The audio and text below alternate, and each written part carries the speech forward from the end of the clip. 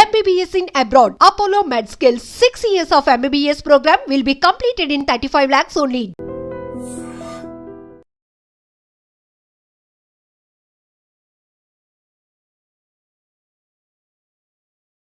So దేశం దశ దిశ మార్చాలి అనే ఆలోచన రాహుల్ గాంధీకి ఉంది. బట్ రేవంత్ రెడ్డికి రాష్ట్రం దశ దిశ మార్చాలనే ఆలోచన లేదా? ఆయన ఏవి కులగణన లెక్కలు మార్చే ఆలోచనలు ఉన్నాడు కానీ దశ దిశ మార్చే లెక్కల్లో లేడు ఆయన. ఒకవేళ దేశవ్యాప్తంగా కాంగ్రెస్ పార్టీ వస్తే లాభమే కదా వీళ్ళకి కూడా. కాంగ్రెస్ పార్టీకి, రాష్ట్ర కాంగ్రెస్కి, రేవంత్ రెడ్డికి, ప్రభుత్వానికి. నేను ఒకటి చెప్తాను మేడం, నరేంద్ర మోడీ ప్రభుత్వం బోటాబోటి మెజార్టీతో మనకు గెలవడం జరిగింది. తెలుగుదేశం పార్టీ ఆ తర్వాత అటు ఏది ఈయన ఉన్నాడు కదా బీహార్ ముఖ్యమంత్రి నితీష్ పార్టీ, ఈ రెండు పార్టీ లేకపోతే ప్రభుత్వమే లేదు. తెలంగాణ రాష్ట్రంలో ఊహించని విధంగా 8 ఎంపీ సీట్లను బీజేపీ గెలుచుకోగలిగింది. అందులో ఈ 8 అప్పటికే కాంగ్రెస్ పార్టీ ప్రభుత్వం ఇక్కడ ఎస్టాబ్లిష్ అయింది. ఆ తర్వాత ఎంపీ ఎలక్షన్స్ వచ్చినాయి. ఈ ఎంపీ ఎలక్షన్లో ఈ 8 సీట్లను గనక కాంగ్రెస్ పార్టీ కట్టడి చేయగలిగితే, ఇక్కడ రేవంత్ రెడ్డి గారు కట్టడి చేయగలిగితే ఇలా ప్రధానమంత్రి అక్కడ ఉండే పరిస్థితి లేకుండే నరేంద్ర మోడీ గారు. ఇవాళ మీరు సిట్టింగ్ ఎంపీగా ఉన్నటువంటి మల్కాజ్గిరి నియోజకవర్గం కాంగ్రెస్ ఓడిపోయింది. మీ సొంత నియోజకవర్గంగా ఉన్నటువంటి మహబూబ్ నగర్ పార్లమెంట్ను కాంగ్రెస్ ఓడిపోయి బీజేపీ గెలిచింది. మీరు ఇన్ఛార్జిగా ఉన్నటువంటి చేవెళ్ళ పార్లమెంట్ నియోజకవర్గంలో బీజేపీ గెలిచింది.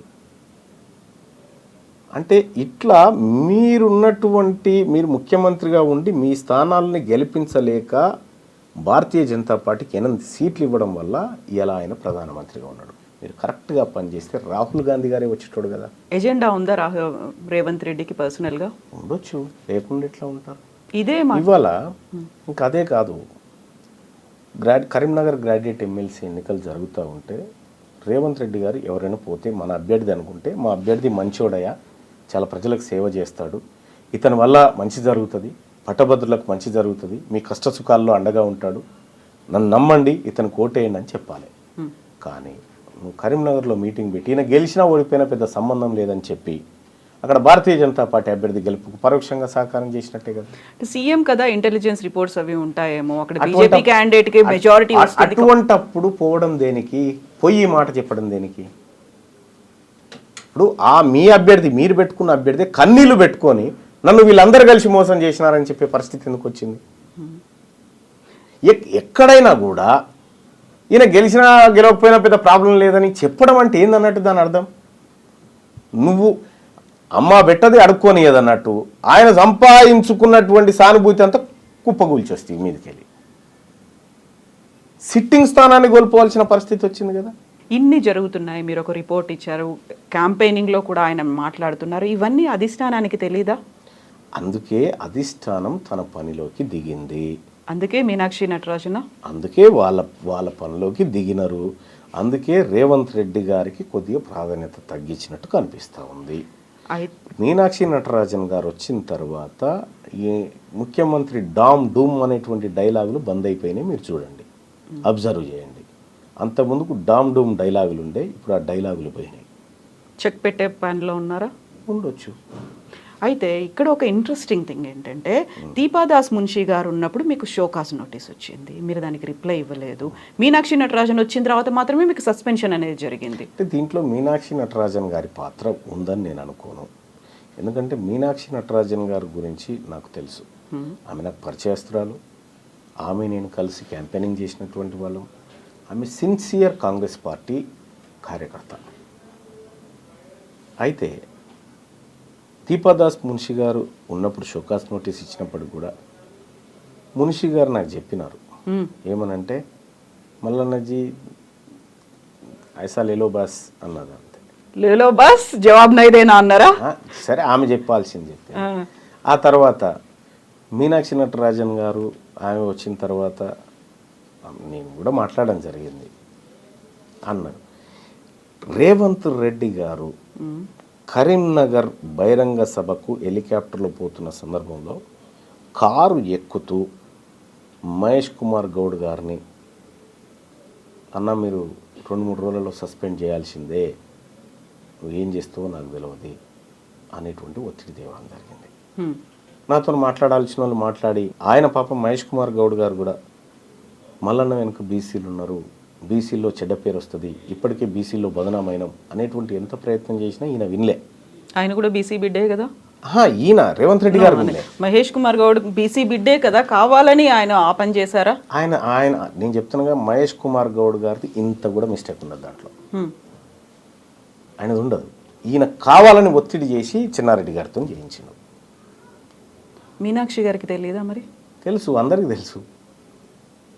నిజంగా మీరు పోరాడుతోంది కాంగ్రెస్ బైలాస్ లో ఏముందో దానికోసం, రాహుల్ గాంధీ ఏం చెప్పారో దానికోసం.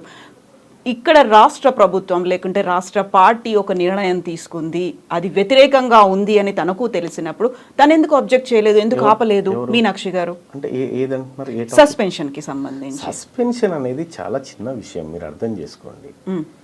తీన్మార్ మల్లన్నకు సస్పెన్షన్ ప్రమోషన్ కాదు ఇక్కడ పంచాయతీ. ఇక్కడ పంచాయతీ సర్వేకు సంబంధించిన లెక్కల పంచాయతీది. నన్ను సస్పెండ్ చేసినా గంతే, చేయకపోయినా గంతే. కాకపోతే దీనికి అంతా లింక్ ఇంటర్నల్ గా ఉంది, సర్వేనే కాబట్టి. సర్వే పంచాయతీది. ఈ వర్గాల నుంచి మేము ఏదో లెక్క చేసి చెప్తామయా, నువ్వు విని ఆడు ఉండాలి, నువ్వు ఎట్లా మాట్లాడుతావు ఇదంతా అనేటువంటి అజంప్షన్ చేస్తే పడి ఉండలేము కదా, పక్కాగా మాట్లాడతాం కదా. అదే మాట్లాడినాము, అది నీకు నచ్చకపోతే నేనేం చేస్తా. ఇక్కడ మల్లన్న గారు ఒక ఇంట్రెస్టింగ్ అబ్జర్వేషన్ అనాలిసిస్ ఏంటంటే, ఈ రాష్ట్ర ప్రభుత్వం ఏర్పడ్డ దగ్గర నుంచి హామీల అమలు అనేది జరగలేదు. 6 గ్యారంటీ స్కీమ్లకు సంబంధించి అడుగు ముందుకు పడట్లేదు. ఎంతసేపు అప్పుల ఊబిలో ఉన్నాము, లేకపోతే ఆర్థిక సంక్షోభంలో ఉన్నాము, ఇవన్నీ అవుతున్నాయి. ప్రజల్లో వ్యతిరేకత అనేది వస్తుంది, వాళ్ళు క్వశ్చన్ చేస్తున్నారు, ప్రతి చోట ఆందోళనలు అవుతున్నాయి. కాబట్టి డైవర్షన్ పాలిటిక్స్ అనేవి గతంలో హైడ్రా వచ్చింది, మూసీ వచ్చింది, ఇలాంటి దానిలో భాగంగానే రేవంత్ మల్లన్న కలిశారు, కావాలని ఆడుతున్నటువంటి ఇంకొక డైవర్షన్ డ్రామా అనే మాట. రేవంత్ రెడ్డి గారు నేను పాలోళ్ళం కాదు, ఆయన గెట్టు పక్క పంటే నాకు గెట్టు లేదు, ఆయన ఇంటి పక్క పంటే నాకు ఇల్లు లేదు. ఆయన ఆ వర్గాల ప్రజల మేలు కోసం పనిచేస్తున్న వ్యక్తి, నేను నా ప్రజల కోసం పనిచేస్తున్నటువంటి వ్యక్తిని. రేవంత్ రెడ్డి గారు ఆడమంటే ఆడడానికి, దుంకుమంటే దుంకడానికి సర్కస్లో కోతులం కాదు.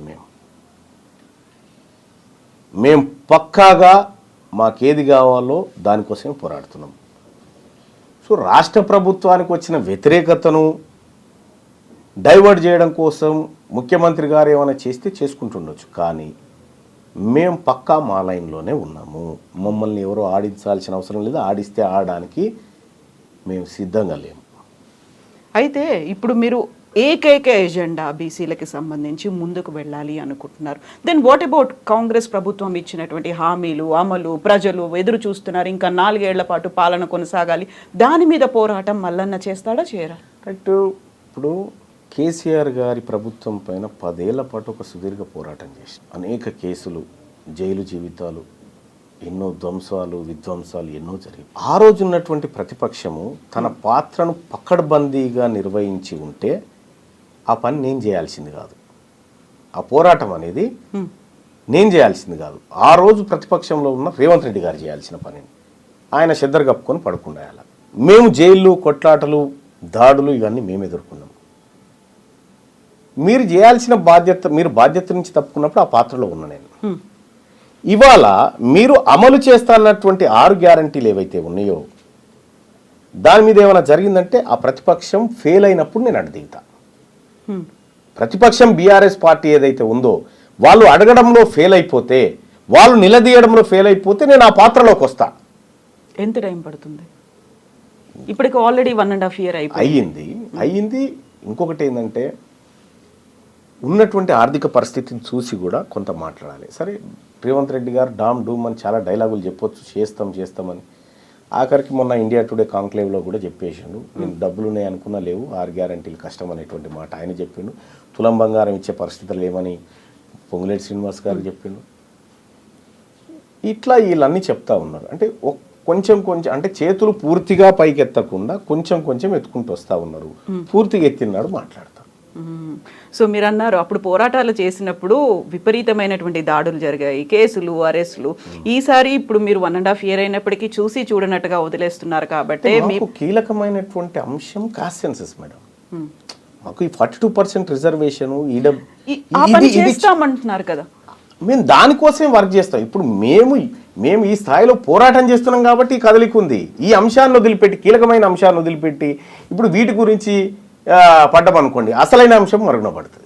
బట్ రెండింటిని బ్యాలెన్స్ చేయాల్సినటువంటి అవసరం ఉంది. ఇప్పుడు 42% అంటున్నారు, ఇక్కడ 100% ప్రజల కోసం కూడా పోరాడాలి కదా మీరు. అది దానికి ఒక పక్షం ఉంది. ఇప్పుడు అంటే ప్రతిపక్షం అనేది, ప్రజాస్వామ్య దేశంలో ప్రతిపక్షం అనేది చాలా ఇంపార్టెంట్. వాళ్ళు వాళ్ళ పాత్రను నిర్వర్తించడంలో ఫెయిల్ అయినప్పుడు ప్రజలే ప్రతిపక్షంగా మారుతారు. సో చాలా కంట్రీస్లో అదే జరిగింది. ఇక్కడ కూడా బీఆర్ఎస్ పార్టీ ఈ ప్రభుత్వాన్ని నిలదీయడంలో కానీ ప్రశ్నించడంలో కానీ ఫెయిల్ అయినప్పుడు ఆ పాత్రలోకి వెళ్తాము. ఇప్పుడు కొంత ఏదో వర్క్ చేస్తున్నారు, వాళ్ళు వర్క్ చేస్తున్నారు. అంతో ఇంతో కొంతైనా 100% కాదా? 100% అని నేనేం అనుకోవట్లేదు, కానీ వాళ్ళకు ఉండాల్సినటువంటి లొసుగులు వాళ్ళకున్నాయి, చేయడంలో ప్రయత్నం చేస్తూ ఉన్నారు. సో చేయని కానీ మా వర్గాల గురించి మాట్లాడడానికి వీళ్ళు రెడీగా లేరు కదా. మేము ఉన్నాం కాబట్టి మేము ఈ కార్యక్రమం చేస్తూ ఉన్నాం. 42%కి సంబంధించి ఇప్పుడు చట్టబద్ధత కల్పించాలి అనే ఉద్దేశంతోనే అసెంబ్లీ సెషన్స్ అనేవి జరుగుతున్నాయి. మొన్న 3 days పాటు జరిగాయి, ప్రత్యేక అసెంబ్లీ సమావేశాలు జరిగాయి. దీంతో పాటుగా ఖచ్చితంగా స్థానిక సంస్థల్లో మేము రిజర్వేషన్ కల్పిస్తాము అనే మాట చెప్తున్నారు. సో అది కాదని మీరు అనుకుంటున్నారా?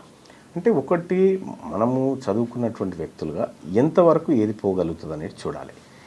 ఇప్పుడు ఈడబ్ల్యూఎస్ రిజర్వేషన్ అక్రమంగా తీసుకుంటున్నారనేటువంటిది ప్రపంచం అంతా తెలుసు. కోర్టులో కేసు కూడా ఉంది, కానీ ఆ కేసు విచారణకు రాదు. తమిళనాడులో 69% రిజర్వేషన్ బీసీలు పొందుతూ ఉన్నారు అని చెప్పి అక్కడో కేసు వేసినారు, కానీ ఆ కేసు ఎప్పుడు బెంచ్ మీదకి రాదు. ఇక్కడ కూడా 42%